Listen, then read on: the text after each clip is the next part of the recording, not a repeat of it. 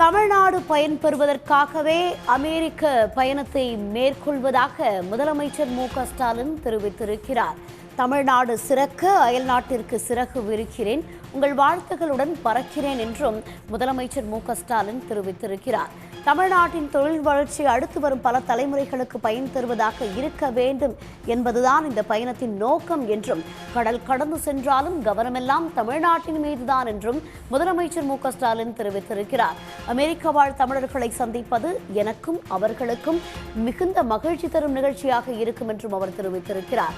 தமிழ்நாடு பயன்பெறுவதற்கான பயணங்களில் ஒன்றாக அமெரிக்காவுக்கு பயணிப்பதாகவும் முதலமைச்சர் மு.க.ஸ்டாலின் தெரிவித்திருக்கிறார். அமெரிக்காவில் இருந்தாலும் தாய் வீடான தமிழ்நாடு பற்றி தான் சிந்தித்திருப்பதாகவும் அவர் தெரிவித்திருக்கிறார். இன்று தொடங்கி செப்டம்பர் 14ஆம் தேதி வரை முதலமைச்சரின் அமெரிக்க பயணம் திட்டமிடப்பட்டிருக்கும் நிலையில் இது தொடர்பாக அவர் தன்னுடைய கருத்துக்களை தெரிவித்திருக்கிறார். தமிழ்நாடு பயன்பெறுவதற்காகவே அமெரிக்க பயணம் மேற்கொள்ள இருப்பதாகவும் அவர் தெரிவித்திருக்கிறார்.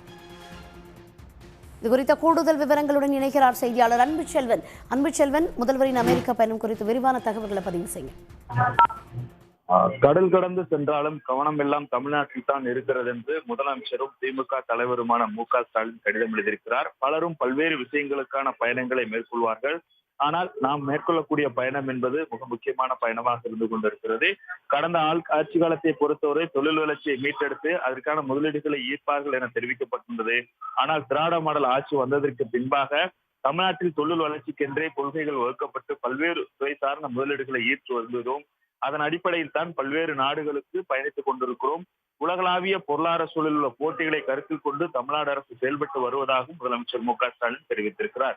இதேபோல முதலமைச்சராக பொறுப்பேற்றதற்கு பின்பாக ஐக்கிய அரபு அமீரகம், சிங்கப்பூர், ஜப்பான் ஆகிய நாடுகளுக்கு பயணம் மேற்கொண்டதோடு முதலீடுகளையும் ஈர்த்திருக்கிறோம். இதே போலதான் 2024ஆம் ஆண்டு ஜனவரி மாதம் சென்னையில் நடைபெற்ற உலக முதலீட்டாளர் மாநாட்டிலும் கூட புரிந்துணர்வு ஒப்பந்தம் போடப்பட்டு மொத்தமாக 10 லட்சம் கோடிக்கான முதலீடுகளை தமிழ்நாடு அரசு ஈர்த்துள்ளது என்பதையும் சுட்டிக்காட்டியிருக்கிறார்.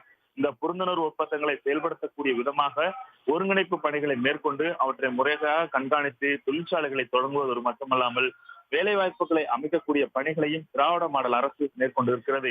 இதோடு கடந்த 21ஆம் தேதி நடைபெற்ற சென்னையில் தமிழ்நாடு முதலீட்டாளர் மாநாட்டில் மட்டுமே 14,611 கோடி ரூபாய் மதிப்பிலான 19 நிறைவடைந்த திட்டங்கள் தொடங்கி வைக்கப்பட்டிருப்பதோடு 51,157 கோடி மதிப்பிலான 28 திட்டங்களுக்கு அடிக்கல் நாட்டப்பட்டிருப்பதையும் சுட்டிக்காட்டியிருக்கிறார்.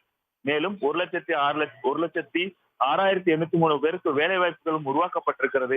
இவ்வாறு பல்வேறு நிறுவனங்களும் தொடர்ந்து நமக்கான முதலீடுகளை ஈர்ப்பதற்கான முயற்சியில் வந்து கொண்டிருப்பது என்பதையும் சுட்டிக்காட்டியிருக்கிறார்.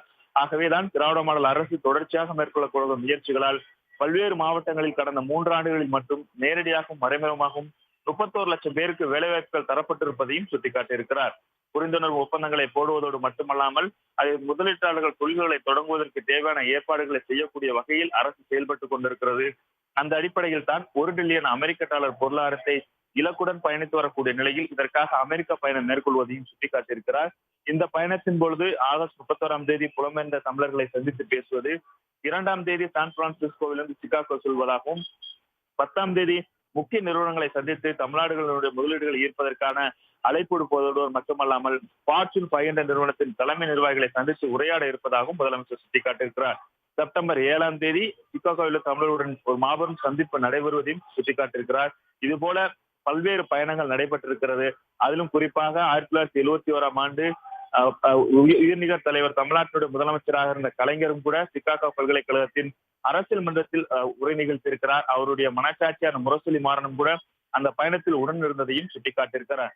அந்த சிகாகோ வாழ் தமிழர்கள் அருகில் உள்ள மாநிலங்களைச் சேர்ந்த அமெரிக்க வாழ் தமிழர்களும் கலைஞரின் உரை கேட்டு மகிழ்ந்திருக்கிறார்கள். நியூயார்க்கு சென்று அந்த தமிழ் மன்றத்தை தொடங்கி வைத்திருக்கிறார் முத்தமிழ் அறிஞர் கலைஞர் என்றும் சுட்டிக்காட்டியிருக்கிறார். இவ்வாறு பல்வேறு நினைவுகளை பகிர்ந்து கொள்வது மட்டுமல்லாமல் ஆகஸ்ட் 27ஆம் தேதி தொடங்கி செப்டம்பர் 14ஆம் தேதி வரையிலான இந்த பயண நாட்களின் நோக்கம் தமிழ்நாட்டின் தொழில் வளர்ச்சி அடுத்த வரும் பல தலைமுறைகளுக்கு பயன் தருவதாக இருப்பதோடுதான் என்பதை சுட்டிக்காட்டி குறுகிய இடைவெளியில் தமிழ்நாடு அரசு நிர்வாக பணிகள் தொய்வுற்று தொடரவும், மக்கள் நலம் சார்ந்த திட்டங்கள் திராவிட மாடல் அரசு நிறைவேற்றி வரும் திட்டங்களின் பயன்கள் தொடர்ந்து கிடைத்துவிட வேண்டும் என்ற அடிப்படையில் அமைச்சர்களும் அதிகாரிகளும் சிறப்பான முறையில் செயல்பட வேண்டும் என்பதை மீண்டும் வலியுறுத்துகிறேன் என்றும் சொல்லியிருக்கிறார்.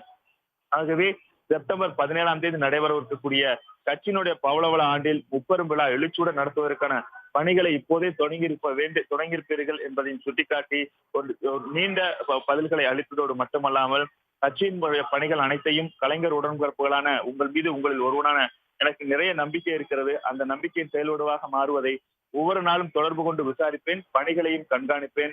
உடன்பிறப்புகளிடம் என் உணர்வுகளை கடிதம் வாயிலாகவும் காணொலி வாயிலாகவும் பகிர்ந்து கொள்வேன் என்றும், அமெரிக்காவில் இருந்தாலும் தாய் வீடான தமிழ்நாட்டை பற்றி தான் எனது மனம் சிந்திக்கும், பார்வை கண்காணிக்கும் என்றும் சுட்டிக்காட்டியதோடு தமிழ்நாடு சிறக்க அயல்நாட்டு சிறகு விரிக்கிறேன், உங்கள் வாழ்த்துக்களுடன் பறக்கிறேன் என முதலமைச்சரும் திமுக தலைவருமான மு.க. ஸ்டாலின் இந்த கடிதத்தை மடலாக எழுதியிருக்கிறார். தகவல்களுக்கு நன்றி அன்பு செல்வன். உடனுக்குடன் செய்திகளை தெரிந்து கொள்ள சன் நியூஸ் பெல் ஐகானை கிளிக் பண்ணுங்க.